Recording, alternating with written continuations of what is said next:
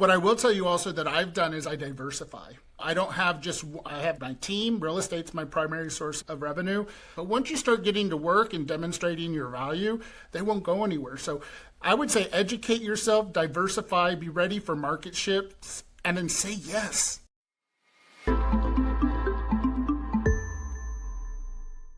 All right, what's up, everyone? We're back here at the Why Do I Suck as a Real Estate Agent podcast. Today, I have Roddy De La Garza. Roddy is a real estate broker, multi-venture founder, home stager, ambassador for VIV Residents. He's also the author of Above Asking Daily Mind Work for Real Estate Professionals. So that's going to fit in really good with what we're talking about here today. Awesome. All about advocating for agent education, mindset, professional development is really what we're about here on this podcast. So I couldn't ask for a better guest today. Roddy, welcome to the podcast, man. I appreciate you coming on. Amazing. I'm glad to be here. Thanks. Yeah, I got it. So real estate broker, multi-venture founder, home stager. When did this all start for you? And I guess I always like to ask the origin story of everybody on their real estate journey, because we all get into it for a reason. Some people love real estate. Some people like helping people. Where did that all come for you? It started at 8 years old, following my dad around, who was a real estate broker and appraiser. We would go out on Saturdays, and the goal was to reclaim foreclosures, measure houses. I was the other end of the tape measure for him. So okay, yep. As soon as I could get licensed, it was required that I get licensed. I did fight each step of the way in college that the one thing I won't do is real estate. But the one thing that I just had in my blood, the ability to talk about and felt most confident, was real estate. So I fell right into it. I'm in a family. Both my parents are brokers. My father's a former broker. He's passed away. My mom's a broker, and my brother and sister. So it's a whole long line. It's funny because one of our recent guests, he said his father-in-law wouldn't wish real estate on anybody, and he was in the business. So yeah. Sounds like you had the same fight that he had a little bit. Yeah, it's one of those things that I realized I knew a lot more than I knew just by osmosis. Yeah, for sure. So you're along the same lines. Now I've co-authored a book at this point called Local Leaders of Real Estate. I was I just basically wrote a chapter, but you got a whole book basically on the mindset of real estate agents and daily activities, which is perfect. Like I said earlier, a perfect category for us. So what is a daily activity? Let's just start off with that. First of all, how did you come up with the concept of writing the book? Why did you write the book, first of all? This is the book right here, Above Asking. It's is the book. For as long as I can remember, my dad and I had a ritual of reading Dr. Joyce Meyer's Ending Your Day, because he would say, no matter what happened today, reframe your mindset for the next day. That's how he and I would text message each other or say something to our little daily gratitude, have that information, talk about it when we're on the phone. When my dad was a real estate broker for 55 years, the company that he owns is still there in South Texas, run by my family. When he passed away, it'll be 2 years in January, I thought, wow, I wish that some of that mindset, accountability, and all that kind of stuff was around for me now. And then I started thinking about this. And I was also working at that time as a state broker for one of the large virtual companies, a state managing broker. And I just saw a lot of really great people coming in thinking that somehow they didn't have enough to be successful in this business. Mm-hmm. And we're inundated, Monty, with people who want to sell us something that there's something more than just who you are. It's the next hack, It's the next tool, it's the next brokerage, it's the next team lead, the next coach. Something that you spend money on will finally complete you. And so one of the things it was a combination of that ritual and the combination of trying to build up agents from within, trying to let them realize that what you have and the people around you, if you truly care, you don't have to buy another lead or another system. Surround yourself with winners, brokerage that you feel comfortable with, and go out there and be of service. Because I think that if we get stuck in it, there's a lot of companies out there that would love to continually feed the idea that they need to sell you more. Mm-hmm. Yeah, and that is really it. There's a shiny object syndrome, and I've been victim to it. My first couple of years in real estate was that you want to Because like I think the best piece of advice I ever got when I started was you need to be able to eat shit for 2 years, right? That was the best piece of advice because one, it gave me a 2-year window of, hey, I know I was at a regular W-2 job, I had a sales job and then I was moonlighting as real estate. And my goal was to be out of there as soon as possible and be able to feel comfortable enough to be able to make that jump from a W-2 to a 1099 independent contractor as real estate. So I was able to do that in about 16 months. But my first 4 months were really difficult. I had one sale. I think the total volume was like 65,000. It was a lot. And I had a couple of flips that I had started working on. And so it was good in the way that I knew how hard it was going to be. It took me about 80 hours to get my first deal of actual real estate sales. And I documented all of that. But I think what I've noticed from people when they come in is they have this unrealistic expectation. Of course, we have all the TV shows and we have all those things. And you have all these tools like you just talked about, the shiny objects and the leads that are going to complete you and make you better. And every time I went and got one of those, I spent, I think, $12,000 or $15,000 my first year on leads that went nowhere. And I also noticed the ones that I actually spent time in building relationships and people that were, at least in my sphere, those were the ones that got to a point where I was like, okay, I can really build a business off of this.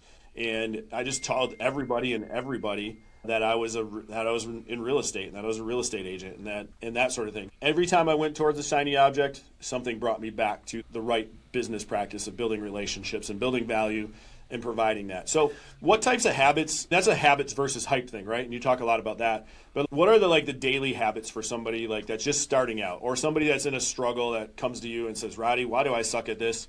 What's a daily habit that they can adapt right away? I'm going to tell you this with a true story from an agent that I met who was brand new in the market, struggling, and she had paid one of the large portals $3,000 for a lead right into her area, the ability to get the lead straight to her phone. And she was going, what am I doing wrong? These leads aren't converting, the leads aren't good, they're not answering my phone, all of this stuff. And I just said, you should have taken 100 people to breakfast. I'm sorry, 30 people to breakfast. Take 30 people to breakfast, and you would have spent a much better amount of money. Go have coffee, go do something. I think what's happened, or what I miss, I've been licensed since 1994, and the thing is that what I see is get into the habit of being in front of people. This isn't something that just falls into your phone, falls into your lap. People don't call you directly. You've got to stay front of mind. And so I think what I would tell people today, and it's so funny for me to call this old school, but get involved in your community. Go out, get involved in your market. Agents suffer from two things. New agents suffer. They think they know everything, but then they don't have confidence because they don't know enough. So you have to find that real balance by surrounding yourself with a good mentor or becoming part of a team. The best agents I see succeed, they work within a team, they humble themselves the first 2 years, and then boom, you can tell who the stars are going to be right away because they absorb and learn everything and then take it on. So I think the best thing a new agent can do is be open-minded to the lesson that's presenting itself to you. I'm going through that right now with one of my agents where it seems she's young, she thinks she knows everything, and just the way that her cadence is with me and other stuff like that just gives me like that arrogance, and it's really frustrating right now because you're right, she doesn't know anything. She just graduated high school a year ago. So we're getting into that situation where it's like, hey, you got to make a decision. Are you going to be curious enough and humble enough to know, like, you don't know anything at this point, or are you going to continue to fight that false sense of confidence when things go on?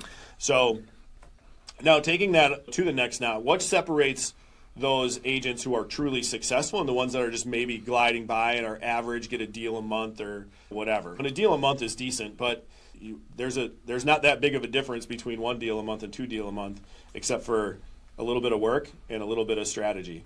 I think probably the biggest thing there is to, number one, to know thyself, right? What type of agent do you want to be? That's the kind of thing, too. What kind of income do you need to learn to quit your job and move into real estate full-time or support your family in a part-time position? There's no one way to do this business, right? And not everybody wants to be a mega agent or run a huge team. Some people just want to. I live in Palm Springs. We have a lot of agents who are retired and casual, and they're a vital part of our community. They may only sell a couple houses a year.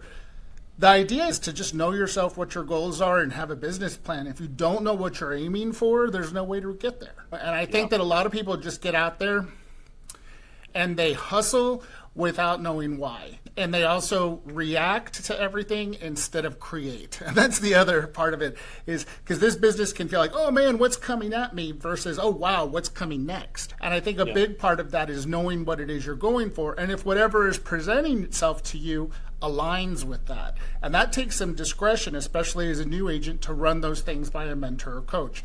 Because I can tell you that there are a few times that I've told folks, hey, I don't think I'd take that listing. Or I just think, or that buyer, don't judge that buyer based on what they're driving. Trust me, judge them based upon what their pre-approval letter says. Just stay open-minded, see what's coming in and see how you can help. But like I said, if you don't know what you want or where you're going or who you want to be in this business, it's just busy work. Yeah. Yep, exactly. And I think I think newer agents or agents that are struggling are in no position to turn business away either. Of course, unless they have another breadwinner in the house or somebody like that. But if they really want to be successful, I think early on they have to be humble enough to take everything. Absolutely. I'll tell you, so in 2013, I moved from South Texas, where my real estate brokerage was, my family brokerage was, where I'd always operated, and to Dallas, Texas. And I was brand new to Dallas. I think I had sold 2 properties there just while I was looking around to live there. And I got hired by one of the tech portals, and there were agents who would just be like, oh, I'm not going to take this, or I don't want to go to that area, or I don't want to do this. I opened myself up to everything. I was all over a 90-mile radius. And what happened was, I probably, in my career now, since then, have done a couple thousand listing consultations, sold about 700 properties. There's no better education than doing it. That's what I say. Nothing was too good for me. I was out there. I went to show every property because I got to know the city. I got to know the areas, the neighborhoods, the schools, how people reacted. But I just took everything on. And then my first year, I told myself that I would be successful if I could close my first deal in 3 months. At that brokerage, it was 3 weeks. And then after that, it was 1 a week for almost, I'd say, 9 years before I went independent again to myself. But it was just like, I do not close the door on yes. If there's something or someone that needs help and it's based on something I know, I'm going to show up. But now I'm in a position where either I'm going to show up or someone on my team's going to show up. I've been able to leverage that so that it doesn't all just fall on me. Yeah, for sure. You've built that foundation to be able to do that and be able to work on the business versus in the business and at your discretion. Yeah, and that's where it is too. This isn't an easy business. You have to be able to fund yourself through those first beginning. Yeah. And I've met people who've cashed in their 401ks, or they sold a house and they're doing this, and all that equity is at risk now as they pursue this career. You got to have a plan. You got to have a plan for all of it. Yeah. So what does that look like? Again, you're the author of basically a book that's about daily mind work, right? Mm-hmm. So, and I'm assuming that a lot, and again, I haven't read the book. I just read a little bit of the Cliff Notes, but based on what I'm seeing is it's about daily mind work. To me, the word that keeps coming up in this podcast is consistency. So what does that daily mind work look like? Tell us about the concept of mind work, because that's a cross between activity and mindset. Yeah, perfect. So the thing is, the idea of the book Above Asking was to create a common language for teams and brokerages as well too. Mm-hmm. Because what's also happened is during COVID and with the remote work shift and people not coming into the offices like they used to, I've seen a tendency for agents to feel isolated, or people and then when you feel isolated, you're less likely to ask for help, or you may carry a little more ego when you run into someone who's doing better than you and that kind of stuff. So what I tried to do is each month is based upon a different concept. So for example, November was gratitude, 12 was self-reflection, December. The first month right now is just acceptance of where you are and where you're going is the big part of it too, and what you're part of a team, that you're not in this alone, right? You're in it as alone as you want to be. So it'll have a motivational quote, then it'll have a little bit of a reading, and then it ends with a daily exercise. So recently it was like one of them was the mind work exercise. Is there someone that you've always wanted to collaborate with and they don't know about it? Reach out to them today. So reach out to them today and see how's a way we can work together this year. And another may be as simple as, is there something you've been ignoring on your list that's causing you concern? Is there something that you haven't been developing with? What is it? Identify it and share it with one of your team members. So there are things like that so that people feel like they're in action, but it also gives us a common humanity to be able to talk to each other on the team and identify what that is. And the whole goal is just to, I think people are really hungry for community, Monty. And Yeah. I think that it just gives them an ability to have something to talk about that's not the weather. So that's it. Yeah, and it's about building that camaraderie and that culture, which is really good. And a lot of that at times too, I think, comes down to like, how do you handle rejection in this business? It happens all the time, right? Whether you go on a listing appointment or you have a buyer who just, maybe you go out and do a little bit of work and it doesn't work out and they leave and go to somebody else. There's a lot of different pressures that come into this business, and a lot of that comes with rejection. So for those agents that are newer, like for us, we're used to it, right? Like we get rejected all the time. Probably not as much on average as we did when we first started, but it still happens and we're like, oh, on to the next thing, right? But for those agents who are, and you get quote unquote this thing called commission breath, right? Like I feel like people can smell that from a mile away, and that's really just pressure of that next paycheck. How do you recommend people manage that? Here's the thing that I know this is going to, I work with a lot of new agents that I tell them, talk less and listen more, and really listen and hear what your clients are saying. Because they're meeting, if you're meeting them off of a lead generated source, then they probably have met multiple other agents too. How do you stand out from the others? And it's probably going to be about getting to know where they're from, or the name of their children, or why grandma's here with us today, that kind of stuff. It's do a little bit of listening and ask more than you can talk. Because when you're new, you really don't know very much to say.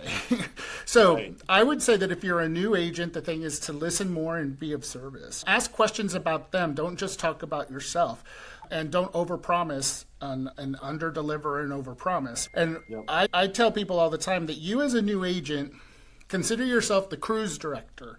You're there to show up, smile, have a good time, tell them what things are on the agenda, then follow up with them to remind them what's on the agenda, and then follow to ask them out again, right?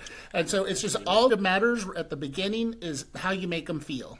And do they like you? And if I find out I'm seeing Monty again on Saturday, is that a good feeling or a bad feeling? That's all that matters. Well, and I think that's what people remember even afterwards, right? Like, how do you make somebody feel post-close? Because I feel like the one thing that made me jump to start my own brokerage, and I don't know if this is probably a nationwide thing, but it's just observations from me, is there's agents that would never even show up to closings. You build this relationship with somebody for 3, 4, 5 months, sometimes 2 years before somebody actually goes in and buys a house, or you've been working on getting a listing. Maybe you were there a couple of years ago and then they were ready to sell but not ready to sell. So you went back, had that discussion, then went back again. And then finally you get to that closing table, and then you don't even bother to show up on the biggest day where they're collecting their proceeds check, or they're buying their dream house or their first house. And that just made me cringy. And I was like, I asked the title company this a few years ago and I said, hey, how many agents actually show up to closing? Because I go to all of them if I can. Now, if I have some investor agents and guys that are just used to closing and it's them signing a pen, I don't go. But if it's hey, this is only going to happen once in the next 7 years closing, then I'm there. I want them to feel good. I want that picture with them. I want them to feel like this is a really exciting day for them. So was that like, have you noticed that at all? Like how the post close and how people handle that? Because it's just cringy to me when people don't show up at closing, or agents don't go to closing. Sure, and I think that may be regional to you, because there may be a luxury in being able to attend every closing. I'll tell you that in Southern California, closings are all remote. They send a oh yeah, there's the difference. They send a notary to somebody's house or to their work. Yeah. They do this kind of stuff. But we do follow up, we do set up, are you okay with everything? This is what today's gonna happen. You need to make sure this happens. You don't and no wire transfer conversations with anyone but Mary at the title company. Yeah, those crazy. We prepare them for everything, then we find out how did the signing go, all that kind of goes on. Yeah. But the thing is that I would say is in that post-close situation, one of the last, and I always call everybody afterwards, but one of the first things I say is, I don't dissolve or disappear after this transaction is over. And I'm very quick to say, if anything comes up about moving, utilities, repairs, questions, you're filing your homestead exemption, you get something in the mail and what the heck is this? You just call me. Anything real estate, I'm here for you. And your friends and family. And you know what? I own that, and I'm on everybody's telephone. People will call me to recommend 3 painters to them. Or is it true that if they won't replace their septic, they really have to connect it to the middle of the street?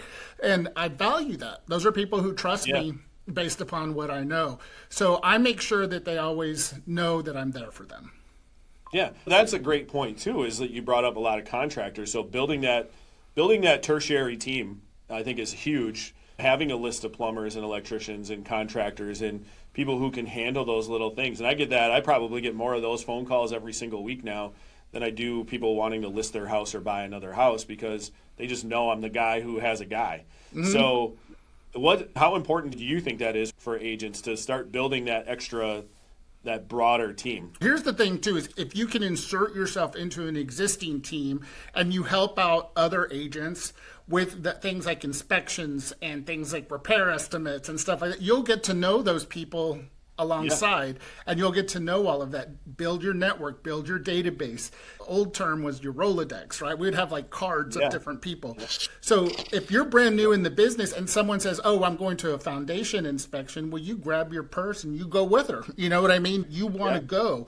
Or if you have the opportunity, an agent says, hey, we're going to go, there's going to be an appraisal, and I'm going to go deliver these comps because they want to see them, then you go along with them too. You want to absorb and learn as much as possible. This is not a passive business in terms of the sales aspect of it. But action is reaction, right? So whatever you put into it, you get out of it. And that's whether that's you're building your sphere, you're connecting with your immediate sphere, asking, hey, I don't expect you to sell your house at this point or buy a house, but do you know somebody who might be in the market? Can you refer them my way? Same thing goes for contractors and everything else. This business there's so many tentacles and layers to this business if you understand it and do it right. And big picture wise, I think it's a huge part of why agents continue to either grow or they flatline. I think also your CRM or your database of client will respond to how good you do your job. I just think it just does.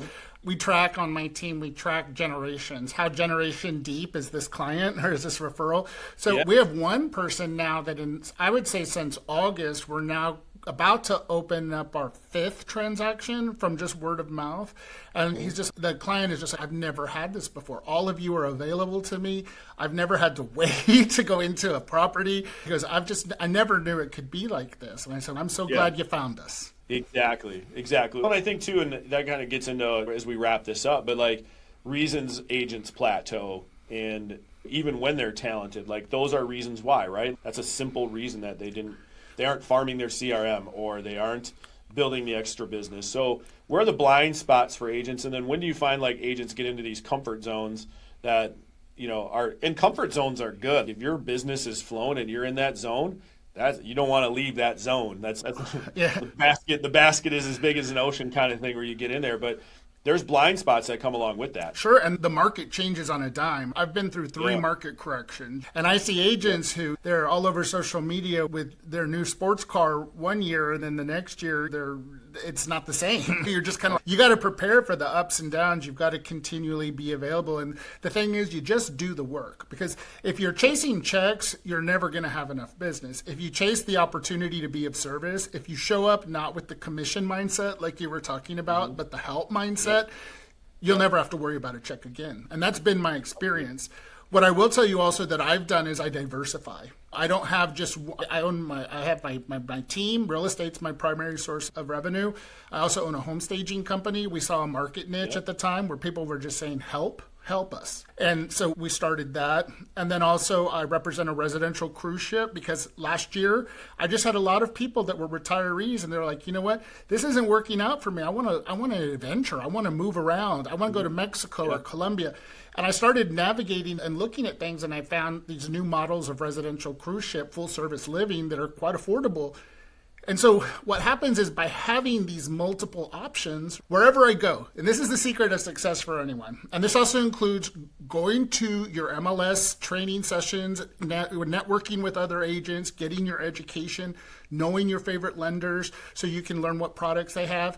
But I don't work anymore, Monty. I really don't. I don't have work-life balance either. I don't. I just have work-life integration, because no matter where I go, I'm going to hear someone say something that I have something that could help solve the problem. And what happens is when I talk to someone and it says, my mom's thinking of retiring, but we don't know what to do because she doesn't want to sell the primary house and this and that, I know exactly what to talk about, right? So the thing is, every interaction, the grocery store line, giving someone a greeting hug at church, when you hear anything about something that is transient to what you can do, I just assume I got hired. I was like, you're right. I'm going to help you solve that. I can look into that for you. No obligation. I want to look into it. But once you start getting to work and demonstrating your value, they won't go anywhere. So I would say educate yourself, diversify, be ready for market shifts, and then say yes. That's the biggest thing. Say yes to things that'll educate you and give you new experience. Yeah, finding those twofers, right? Yep. And then, go ahead. No, I was going to say, like, for example, I still play basketball. I'm 46 years old. I still play in a men's league basketball. Almost every single person on my basketball team has bought real estate through me now. Yeah. So it's worth me sponsoring the basketball team, quite honestly. Absolutely. You find those twofers, or people go to yoga classes, or my gym has been a great resource for me to. I know folks who sit back at a coffee shop waiting for their phone to ring, not interacting with anyone around them. It used to be you'd sit at a desk in your office looking at the paper waiting for a walk-in, right? I don't know. My dad taught me when I was like 22, go do the things you love out in the community and people are going to get attracted to you. So I went and volunteered at a particular nonprofit organization. I was attending civic meetings. I would go to the city meetings to learn about things. I would just go out and do things. And even back then I was working out with a personal trainer that did like group trainings. All those people bought from me. So it's go out and be who you are. Go out and the clients will be attracted. You want to be the kind of person that you don't want to chase, you want to attract. I love it. That's a great way. That's a great way to wrap this up. Roddy, with that being said, any other advice you have for those people out there that are just maybe stuck in a rut, struggling, they think they suck at this, they really don't, they just need a tweak? What do you suggest? Go easy on yourself. Learn when to ask for help, right? Start out each day with the concept of what am I going to learn today? And don't end your day until you've learned something new in real estate from you and your team. And then when you learn something new, tell 2 other new agents, because that'll start creating your network of buddies. And always and collaborate, don't compete. And I also recommend the book, Above Asking. Yeah. Why don't you take this time to promote it a little bit? No, I'll just say it's available on Amazon and on Prime. It's on Amazon Prime in paperback as well as in digital format. But it's just a great way, especially if you have a group of new agents or you're on a team and you just want to have something to talk about every day that helps stimulate your own growth as an agent. There's so much pressure to be attracted to the next new thing. So instead of pointing your pocketbook outward, I want you to point your intuition inward. Love it. Great advice. Roddy De La Garza, thanks so much for coming on. It was so much fun. It was really nice. Yeah, it was great, man. We could have probably went on for another half hour or so, but so many great little nuggets in there. I appreciate you coming on, taking time out of your day to do this. And guys, make sure to go check out Above Asking, the daily mind work for real estate professionals, and then share. Provide that value within your teams. Provide that value to other agents. I think one thing, too, that probably you talk about is sharing values, right? Sharing ideas.